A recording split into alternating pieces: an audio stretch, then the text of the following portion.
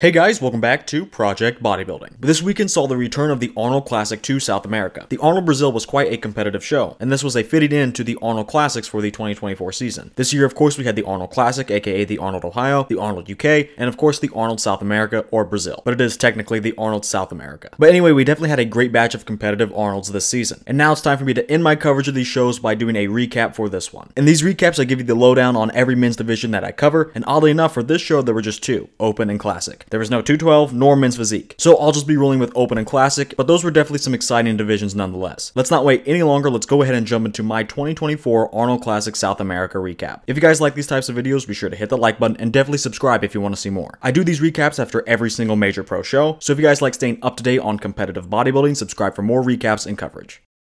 Let's start with Classic Physique. I know a lot of these names my English-speaking audience will not be familiar with, but that doesn't mean we didn't have a great and competitive Classic show. This was definitely an exciting division. Anyway, your top 5 started with 5th, Andre Formiga.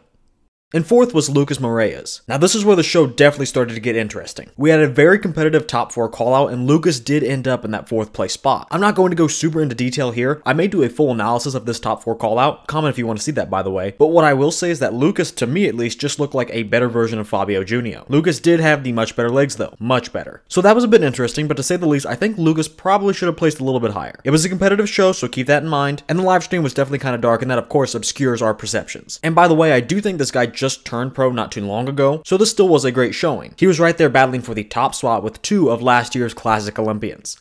In 3rd was Livingstone Livingho. Livingho was probably the most hyped Classic athlete going into the show. His Instagram updates were just mind-blowing. Have you ever seen proportions like that? I'm struggling to think of anyone with such a clean X-frame. But of course, there's always the question of how much will Instagram live up to real life. And I'm pleased to say that at least in Livingho's case, he lived up pretty well. The biggest thing was the proportions, and they were just as crazy as they were online. The lighting was not kind to him though, as it was not kind to most athletes because it was dark. But even the details he had in the updates translated well. Take a look at his glutes and hams, for instance. They were very, very dry. And this guy is also another new pro if I'm not mistaken. So I think 3rd was a solid place for him for sure. And he definitely has a bright future with that 1 in a million structure. Now coming in at the runner-up spot was actually one of my favorite guys in Classic, that being Diego Galindo. Now I love Diego's physique, but I don't know if top 2 was exactly fair. His posing was phenomenal and has one of my favorite shapes on any Classic guy. I think he just gives up a lot of size to the other guys that were in the top 4. But you certainly can't say he wasn't in condition and brought some good completeness and of course fantastic shape. He's certainly my favorite guy in the lineup, so I'm not going to argue too much, especially before I do the full analysis. But going into the show, he was one of 2 Olympians, so this is definitely where he should have placed just on paper. But with that said, when I'm saying that he may not have entirely deserved that placing, you know it was a competitive show. And the second Olympian that was at the show, the highest ranking guy in the show actually going into it, the winner of the Arnold Classic South America Classic Physique division was Fabio Junio. Now Fabio was definitely on, his conditioning was there, and we all know about his back, it's incredible. But he had one big flaw, that being the legs, the quads especially. The legs were fine from the side, definitely weak from the rear though, but oh man, from the front they were just weird to look at. His upper body is incredibly wide, so the balance in his physique was just so off. But like I said, he did have some good shots for sure, and he was in condition. However, we can't ignore that this was not an easy victory at least, maybe even an undeserved one. Again, wait for that analysis. But overall, he was my favorite going into the show, and I guess in that aspect most of us were right, regardless of what actually transpired. So I want to congratulate Fabio on his win here this weekend, and I want to congratulate the rest of the top 5 from the Classic Physique division.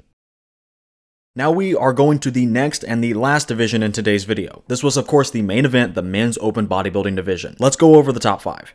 In 5th was Carlos Andre. This guy has been called the Brazilian Nathan Diasha. You can definitely see the resemblance with the longer torso and the higher lats. Now he's no Nathan Diasha right now, but he is a new pro. If I'm not mistaken, this was his pro debut. And sure, there weren't too many other big names, but top 5 is top 5. And he rounded it out, placing 5th. Coming in at 4th place was another Brazilian native, William Martins. I gotta be honest, 4th may have been a little too high for William. He got lucky because everyone else in the show besides the top 3 had neither the size nor condition. Those were his only saving graces, and even then I didn't find them very convincing. The fact is, his stomach is awful, maybe one of the worst of all time, and his backside really isn't much better. His lats are extremely high and his back just looks mangled. But like I said, he was dwarfing a lot of these guys, and credit where it's due, those side shots, especially the side chest, were fantastic. His side chest was actually probably the best in the show, and his condition was also spot on. But to me, those things just aren't enough. But I think his 4th place finish is more telling about the actual lineup than anything else. Because besides the top 3, there was no one else that could defeat William, so just let that sink in. Now, third place is definitely where the competition took a big leap forward in terms of actual competitiveness. In third, we have who I've been calling the true winner of the show, that being Good Vito. Now, yes, he didn't actually win the show, of course, but as I said, I think he was actually the biggest winner from the stage. Now, why is that? Well, he posts these amazing photos on Instagram, but just based on what we know, he's had trouble living up to the hype. Not to mention just most Instagram bodybuilders in general don't live up to their hype. And on top of that, this was just his pro debut. But he defied everyone's expectations, including my own, and he came into the show like a proper bodybuilder. The conditioning was stellar. That was definitely the biggest improvement he brought to the stage. Now sure, he still has some work to do. He has to add some more details through the chest and the shoulders region and really bring up that back. But this was his pro debut. He's not even 30 if I'm remembering correctly. So he's got the time and now everyone knows he can and will make those improvements. No one expected this kind of package from Good Vito, but he surpassed everyone's expectations and had one of the best pro debuts we've seen in a while. That's why in my opinion, Good Vito is the biggest winner here. He came into the show, lived up to the hype, surpassing all but 2 Olympians and he was still compared to them. He proved to everyone that he could be more than just another Instagram bodybuilder. I really can't wait to see how this career unfolds.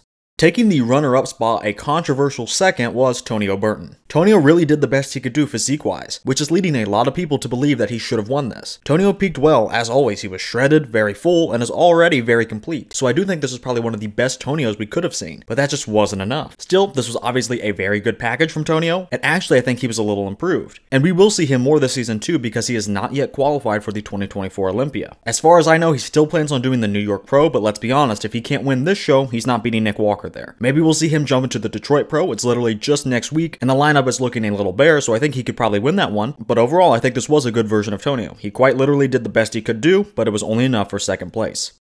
And winning on his home turf, we had the best Brazilian bodybuilder currently, Rafael Brandao, winning the 2024 Arnold Classic South America. I think Rafael looked pretty solid here. Just based on the photos though, I think a lot of fans got the impression that he wasn't as good as he was at the Arnold Ohio. But I don't think that's really the case. I think there was really hardly any difference between the actual photos to begin with, but I think those minuscule differences are simply coming down to differences in lighting and photo quality and so on. So even if there was a little difference, I don't think he was much worse than in Ohio. Was his conditioning stellar? No. He looked to be carrying a little bit of water throughout his physique, and his back may have been a little bit sharper in Ohio. But even in Ohio, his conditioning was not 100%. It was still good, but Tonio definitely beat him in the conditioning department. Rafael must have won this on a superior shape and just the overall size he carried. I don't think he won every shot. I think Tonio won at least one or both of the back shots, and then probably the abs and thighs as well. And that's just what I noticed right off the bat. Tonio definitely could have taken more of those shots. But I do plan on doing a full analysis of the top 2, so keep an eye out for that video. But since Rafa did win, it must have been closer because even as a Rafa fan and someone who had him winning after prejudging, I thought he could definitely have lost this. But he didn't at the end of the day. I definitely got a little worried at the end though because of the weird style of callouts they did. It was obvious that this was a 3-man race or even a 2-man race between Tonio and Rafa. But the judges decided to call them out 2 at a time instead of just a regular 3-man callout. They first called out Tonio and Vito, and that really threw me because I had Rafa winning, but not by as much as to not be compared to the other guys. But then they did the other combinations of what should have been the 3-man callout. So they had 3 2-man callouts, one between Tonio and Vito, one between Rafa and Tonio, and one between Vito and Rafael. All in all, it's fine, I guess. It's really weird, but the fact that they didn't even compare the top 3 together at finals was pretty ridiculous. At least give us the 3-man callout before you break it up into borderline useless and confusing 2-man callouts. But anyway, that was the top 5 for the men's open division. I want to congratulate the entire top 5 here, and I want to extend the biggest congratulations to the now 2-time winner of this show, the 2024 Arnold Classic South America champion, Rafael Brandao.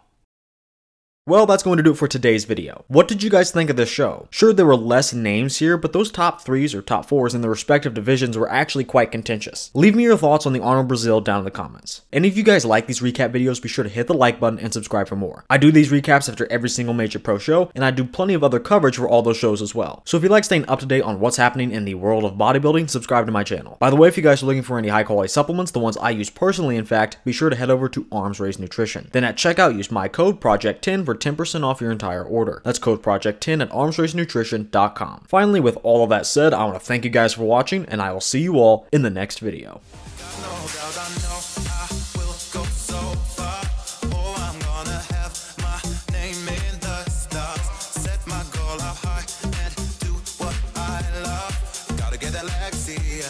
Gotta get that Lexi, yeah.